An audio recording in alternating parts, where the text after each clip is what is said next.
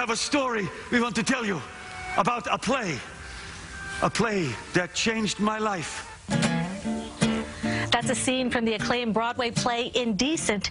It's about the journey to produce a Yiddish play on Broadway in the 1920s. Joining me this morning is Pulitzer Prize-winning playwright Paula Vogel. Paula, welcome so much. Thank you. This is a pleasure. Thank you. The play is so powerful. I saw it last night. Standing ovation, people in tears. Tell me what prompted you to write the play and what it's about. Well, the play is about another play that was written in 1906 by a young married man that was a hit in Europe and traveled everywhere playing Yiddish. And it was the first love scene between two women in Europe. And it takes place in a little Jewish home. And the father runs a brothel downstairs. And he is using that money to make his daughter's way into society, right? To buy her a husband. The only hitch is she falls in love with one of the prostitutes.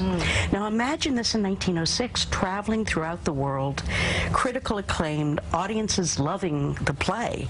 It comes to New York, it runs on the Lower East Side in Yiddish, and someone in 1920 gets the bright idea, what if we translate this into English and put it on Broadway?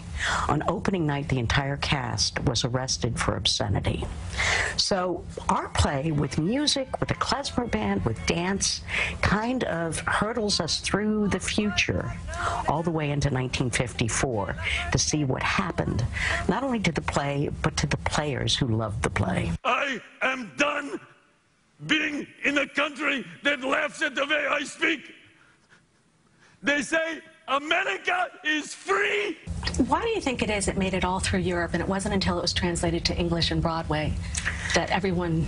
Well, you know, it's a complicated question. I think one of the things that's very important to us in telling this story is to really kind of embrace the fact that America is an immigrant nation. We are a nation of immigration. And at times, specifically in the 1920s, there have been a lot of attacks against immigrants. And at the time this went to Broadway, the Congress was passing rules that were closing the borders to Jewish immigrants and Italian immigrants.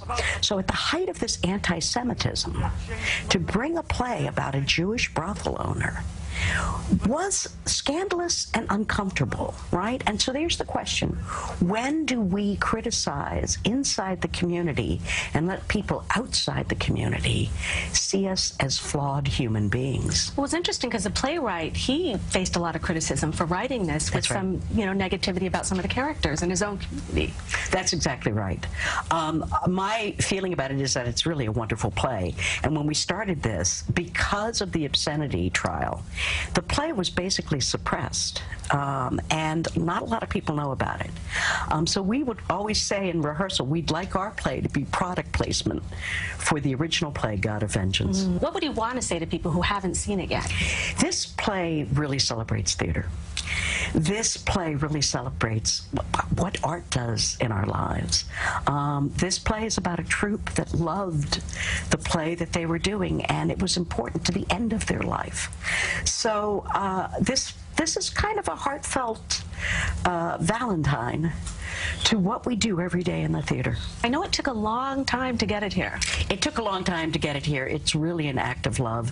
The director is absolutely astonishing, Rebecca Teichman. And I'm hoping people can still see her work in this. It's remarkable. We're playing through August 6th. But this woman, I think, is going to blaze a trail in theater. All right. Well, Paula, thank you so much for being here. Thank you. Thanks so much. You can see Indecent on Broadway at the Court Theater through August 6th. We'll be right back.